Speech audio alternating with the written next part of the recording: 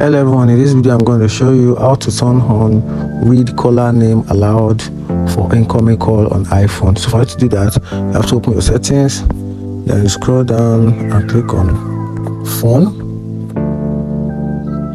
Once you click on it, then you have an option, the fourth option, which is call announcer or announcer calls.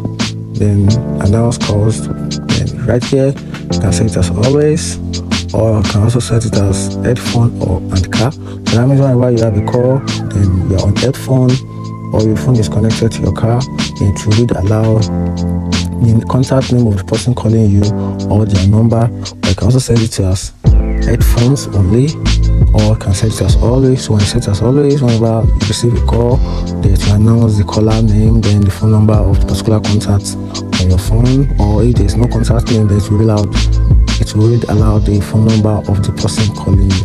And that's it, and that's how to turn on read aloud for incoming calls on iPhone. If you find this helpful, like and follow for more.